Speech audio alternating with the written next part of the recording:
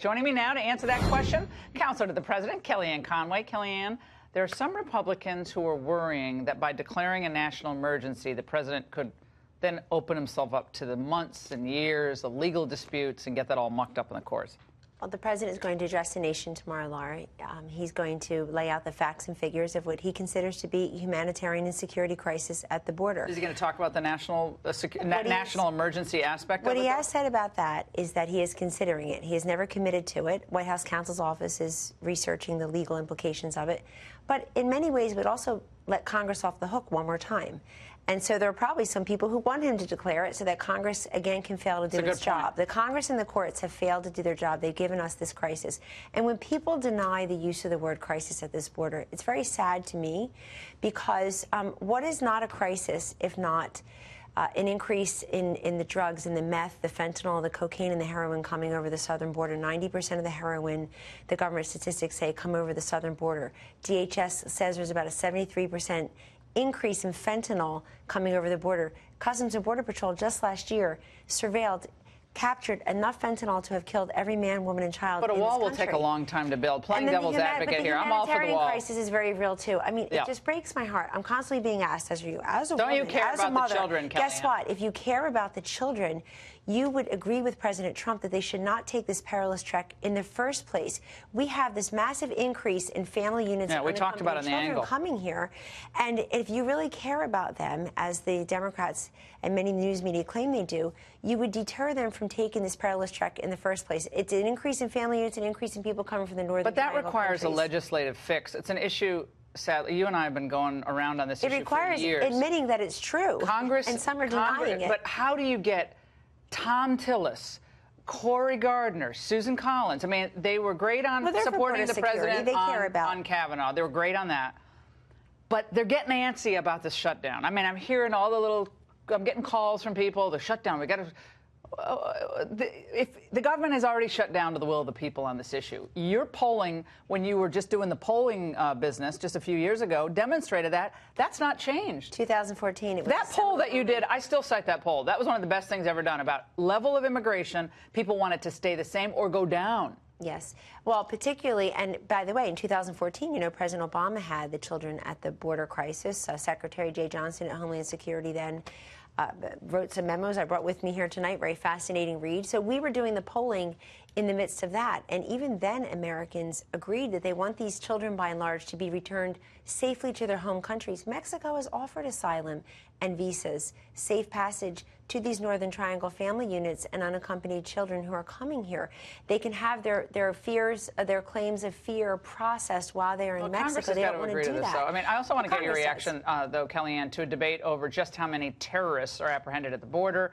The White House has thrown around a number of about 4,000, but U.S. Customs Border Protection says they encountered 6 immigrants with terror ties on the border with Mexico in the first half of the fiscal year 2018. We don't know about the second half. I personally think one terrorist is the problem. We know what one terrorist can do when you look at what happened in Paris, a few in each plane on 9/11.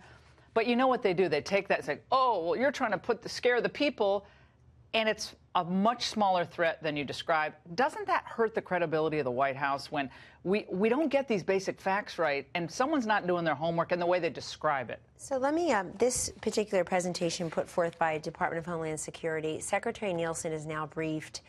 The Democratic principals who were in the meeting, the staffers who were in the meetings over the weekend. Today, I sat there as she briefed about 50 reporters at a pen and pad with the vice president. And then she also did it with some other journalists.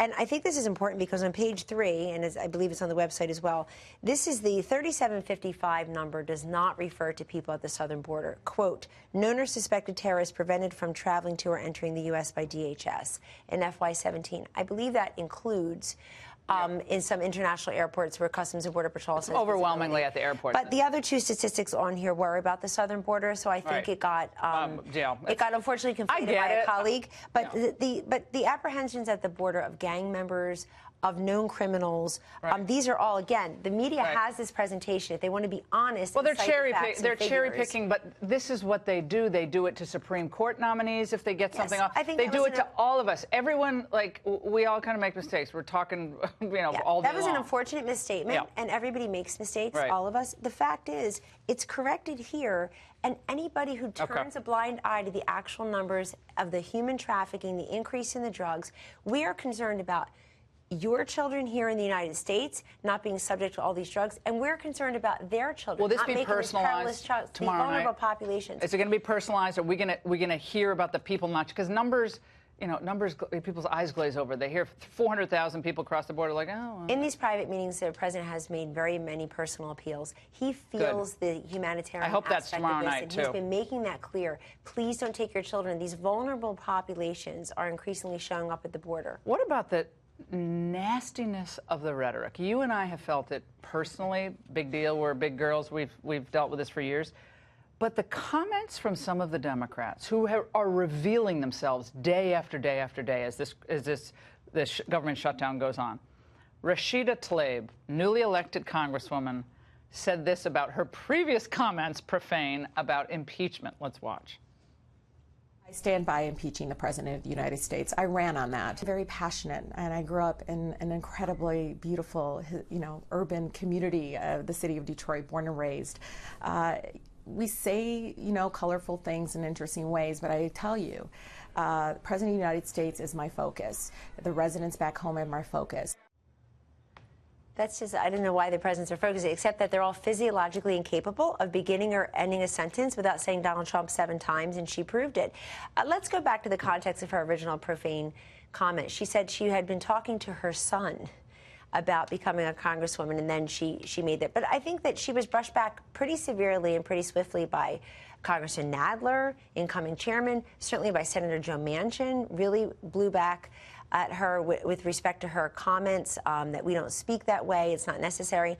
And just this weekend, you saw the Democratic leadership in the House pulling way back on this notion of the I word, the impeachment. They're very worried about, I think, a number of these freshman members particularly coming in here and saying, I thought that's why we were here. Yeah. You're here to represent the constituents that elected you, and you're here to represent their interests. This president has kept us safe and secure and more prosperous, and if they want to get in the way with that, then they're part of it. He's not going to relent on this shutdown if he doesn't get what he wants. He's not going to relent on border security. His first and solemn duty is to keep us safe. Wall or border security? Well, he has said it's all the same, meaning it will be made of steel now, U.S. steel, American steel. He's compromised. He's already compromised. They're not willing to compromise. He compromised. The $25 billion number was never right. It was never real by the Democrats. But this is important because many people say you should see through it. The Customs and Border Patrol say you need to see through it. The steel slats are better for that. Well, they need to see what's on the other side, is what they say. Well, Kellyanne, the president's listening to them. They're brave, and they're putting their lives on the line at the border. Personalize. Americans love personal stories. No question. Our old friend Ronald Reagan understood that. Personalize everything. Kellyanne, thank you so much.